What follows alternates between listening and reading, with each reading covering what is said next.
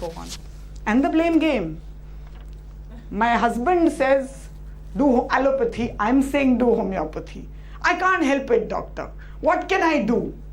I've realized over time, trying to mediate, trying to talk to each one, that actually, if the parent coming with the child has the faith and believes in it, nobody can make them do anything else. Because however weak we are otherwise, when it is our child, we become lions and lionesses. Then nobody's ideas will shift what we want. So I recognize this is only shifting our own lack of belief. And I hope if there are any questions which can take away that shaky belief that you may have sometimes, we can take them up and sort it out. The other thing is children don't know. Children say to the mother, I have too bad a headache. I can't go and see the doctor right now. I will go when I'm well. That's the most absurd thing I've heard. I'm too sick to see the doctor. You take the appointment to see me because you're sick. What's the point in coming and seeing me when you're well? Go and see your friend when you're well. Come and see me when you're sick. Now the child doesn't understand it. He's a child. It's up to us to recognize that our sympathy towards him is misplaced here. That 15 minutes of discomfort in the car or rickshaw is going to get him well in the next 4 hours. Because sometimes the symptoms on the phone are not enough. Many times we can actually take your symptoms on the phone and it's very easy to give you the exact remedy. But when we recognize we're not getting the exact symptoms that is going to bring that quick result, we need you to bring the child. So please at that time be really strong. Don't worry if he has a headache, because when he comes there, we'll make him lie down. We'll make his headache okay much quicker rather than if he was at home. Go on. Trust us. Give us the space and time to get the right symptoms, and the response will be really quick. This is not blind faith. This is informed trust that we are asking for. How can you help us help you better? It's an absolute unconditional recognition that we as parents want the very best for our child. But it's also a fact that sometimes wanting the very best, we actually go off on the other way because we don't know. How can you help us? Like you saw Dinesh's patient, the mother, describing exactly how the child was when he was excited. So she said, when he's excited, he does this. Do you understand? For an allopath, this is not a significant symptom. But for us, this pure observation that he does this has great value for us. That he is excited is our inference, but that he does this is an absolute unqualified fact. And these symptoms are really vital. So when you're observing your child, the pattern that he has just before he falls sick, what does he say to you when he's sick? What does he ask for? Those peculiar words that every child uses, however ungrammatical, however nonsensical and rubbish they may sound, are the child's way of describing their exact experience. How much ever we love our children, we feel for them, we are not them. We can never be them. It's only they who actually are feeling what's happening. Which is why, to keep that channel of communication pure with them, to allow them to be and clearly feel, we often request the parent to step out. Not because we want family secrets from the child, although that's an added bonus, but we really want to build that one-to-one rapport where the child can feel what's happening and tell us unadulterated what is happening to him. And sometimes children don't go out, want the mother to go out. They want the mother to sit in there. How then can you help us get these symptoms? However old and young we are social beings. We're all the time conscious of the presence of other people. So if you can be present and yet not be present, That's the best way you can let the child express what he wants. I would request the person I have learned the most from, my two sons, I request one of them to come up here, and if we could show you how I would be as a mother who loved her child but didn't know what to do, and the other was a mother who understood what homeopathy means. So Sahaj, if you can come up, and Dr. Mansi, my assistant, we'd like to show you what happens every day in our clinics, and what I do too and what I did too when I remember my older son, he got a little scratch on his face because he got into a fight with a friend. And I saw the scratch and it was barely 0.0001 millimeter deep. I could barely see it. But I recognized that I was completely hysterical. I called up our orthopedic friend, Dr. Mamtora, big homeopathic supporter, and I said, sir, I know I'm being hysterical out here, but really I want you to see, is my son going to be scarred for life? And my older son tells me, I can't even see it. Do you really want me to go 40 minutes at 9 o'clock? I'm hungry. And I said, no, we have to go and show somebody. So I know how it feels. We want the best, and sometimes we really muck up. So Dr. Mansi, Sahaj is having this really bad abdominal pain, stomach pain for many days.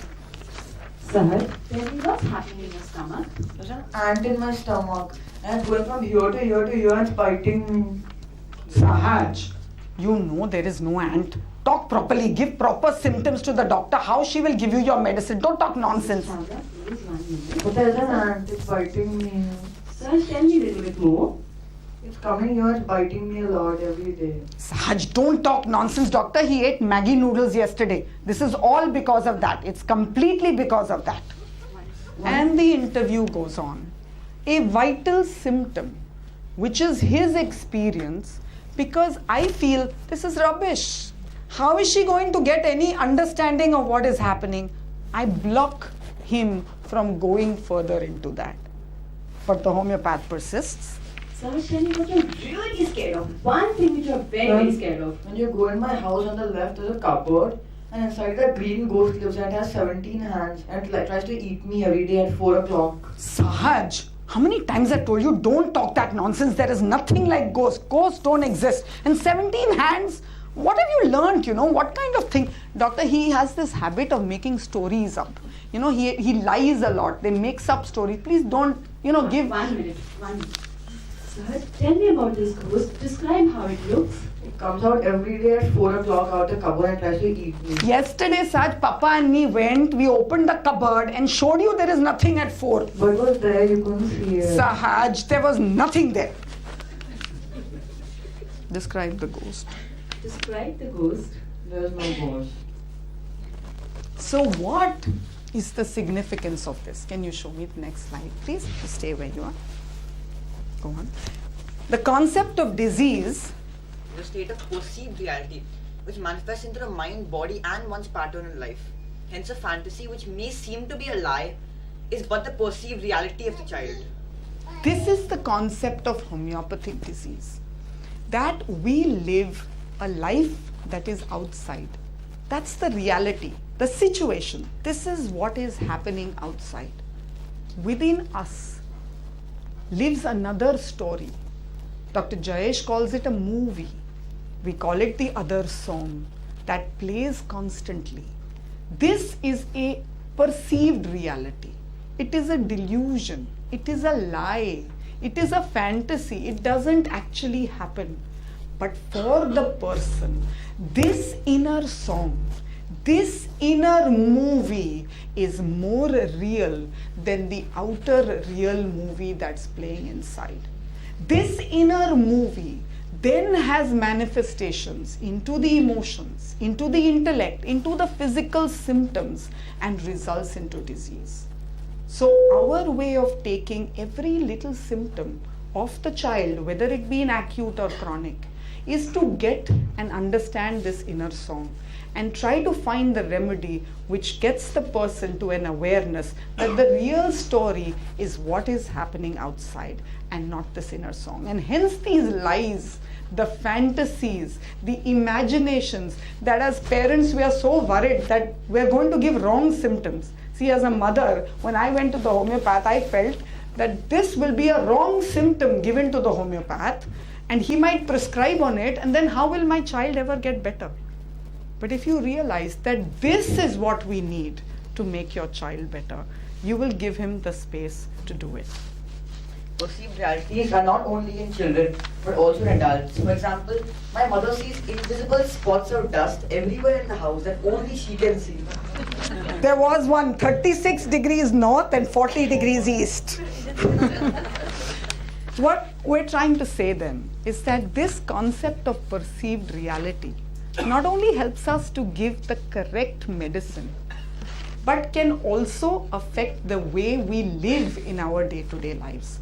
The interaction between the parent and child, or the interactions you have with your colleagues, with your spouse, with your friends, that sometimes result into total chaos, breakdown, so much hurt, is simply because each of you may be speaking not out of what is actually happening, but reacting out of your inner song, out of your inner movie.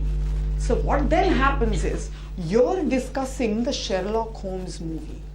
I'm discussing the Edgar movie, Hoover movie. Do you understand? And we're never going to agree.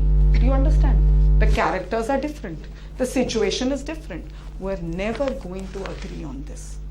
So how, with this understanding, could we change this interaction with our children, for example, a little bit? I'd like to show you through a real instance that has happened with me, and we're modifying it slightly, hoping that you could apply this in your lives as well. Sahaj, you have to go for tennis at 5:30 today. I don't want to go. I have a headache. Sahaj, you know you have tennis only twice a week and you're doing so well. There's a tournament next week, so you need to go. Yes, but I have a bad headache, so I can't focus on the game. Sahaj, then if you can't go for tennis because of headache, we certainly can't go to out of the blue for fondue.